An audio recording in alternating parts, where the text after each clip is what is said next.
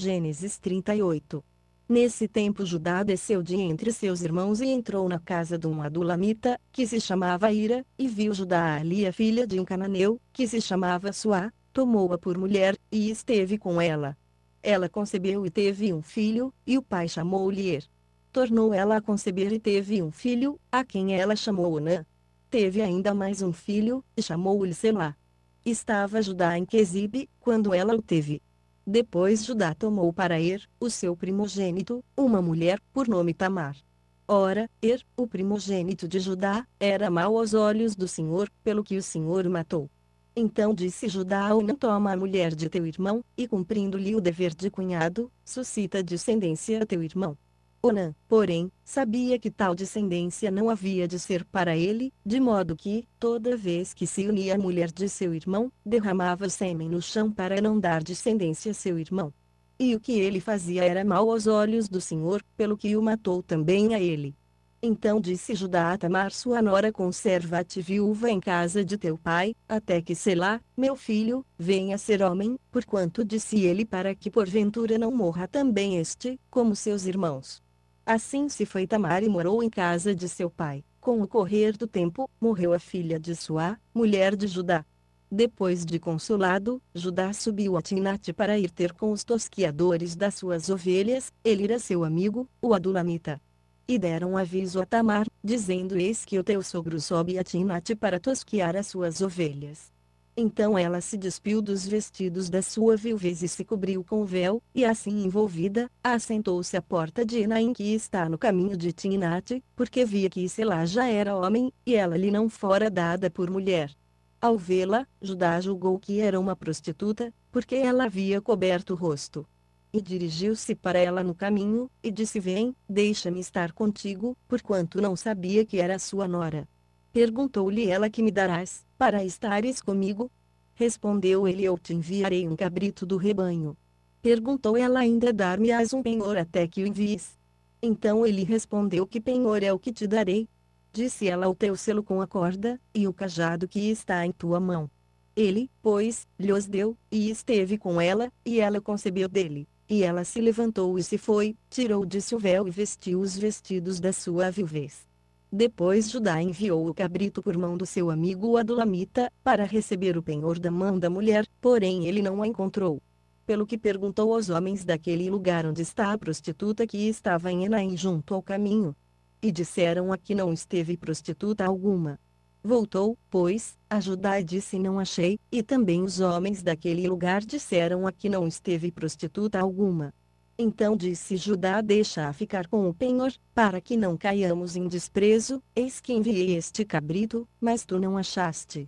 Passados quase 3 meses, disseram a Judá: Tamar, tua nora, se prostituiu e eis que está grávida da sua prostituição. Então disse Judá: tirai-a para fora, e seja ela queimada. Quando ela estava sendo tirada para fora, mandou dizer a seu sogro: do homem a quem pertencem estas coisas eu concebi. Disse: mas reconhece, peço-te, de quem são estes, o selo com o cordão, e o cajado.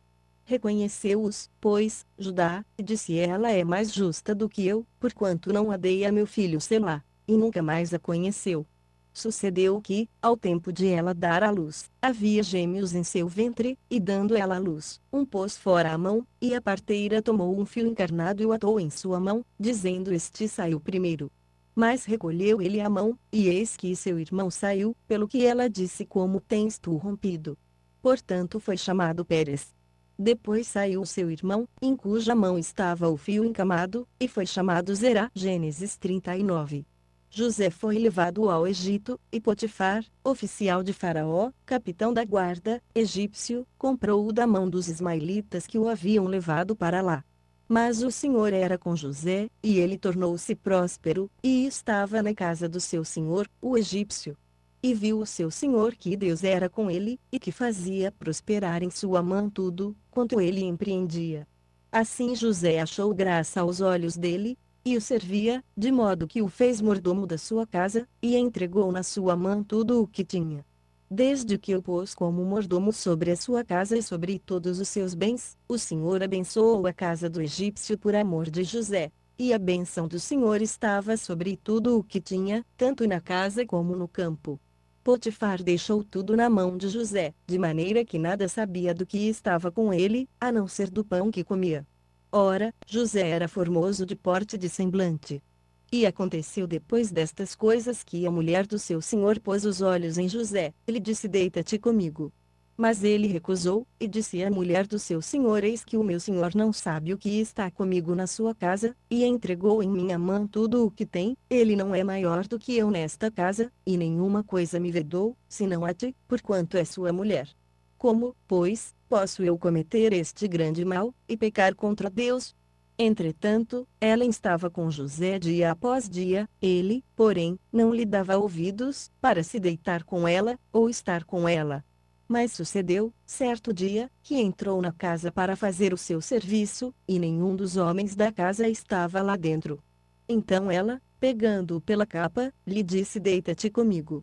Mas ele, deixando a capa na mão dela, fugiu, escapando para fora.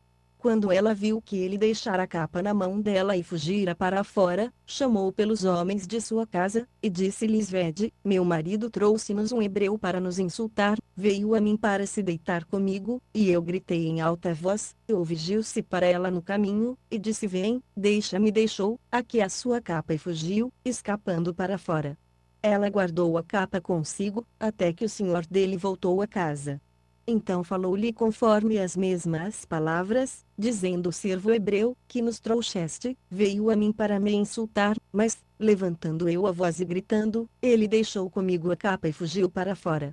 Tendo o seu senhor ouvido as palavras de sua mulher, que lhe falava, dizendo: Desta maneira me fez teu servo, a sua ira se acendeu. Então o senhor de José o tomou, e o lançou no cárcere, no lugar em que os presos do rei estavam encarcerados, e ele ficou ali no cárcere. O senhor, porém, era com José, estendendo sobre ele a sua benignidade e dando-lhe graça aos olhos do carcereiro, o qual entregou na mão de José todos os presos que estavam no cárcere. E era a José quem ordenava tudo o que se fazia ali. E o carcereiro não tinha cuidado de coisa alguma que estava na mão de José, porquanto o Senhor era com ele, fazendo prosperar tudo, quanto ele empreendia. Gênesis 40. Depois destas coisas, o copeiro do rei do Egito e o seu padeiro ofenderam o seu senhor, o rei do Egito. Pelo que se indignou Faraó contra os seus dois oficiais, contra o copeiro Mor e contra o padeiro Mor, e mandou detê-los na casa do capitão da guarda, no cárcere onde José estava preso, e o capitão da guarda pô-los a cargo de José, que o servia. Assim estiveram por algum tempo em detenção. Ora, tiveram ambos um sonho, cada um seu sonho na mesma noite, cada um conforme a interpretação do seu sonho, o copeiro e o padeiro do rei do Egito, que se achavam presos no cárcere. Quando José veio a eles pela manhã, viu que estavam perturbados, perguntou, pois, a esses oficiais de Faraó, que com ele estavam no cárcere da casa de seu senhor, dizendo: Por que estão os vossos semblantes tão tristes hoje? Responderam-lhe: Tivemos um sonho e ninguém há que o interprete. Pelo que lhes disse José: Porventura não pertencem a Deus as interpretações? Contai-mo, peço-vos. Então contou o copeiro Mor o seu sonho a José, dizendo-lhe: Eis que em meu sonho havia uma vide diante de mim, e na vide 3 sarmentos, e, tendo a vide brotado, saíam as suas flores, e os seus cachos produziam uvas maduras. O copo de Faraó estava na minha mão, e, tomando as uvas, eu as espremia no copo de Faraó e entregava o copo na mão de Faraó. Então disse-lhe José: Esta é a sua interpretação. Os 3 sarmentos são 3 dias, dentro de 3 dias Faraó levantará a tua cabeça, e te restaurará o teu cargo, e darás o copo de Faraó na sua mão, conforme o costume antigo, quando era seu copeiro.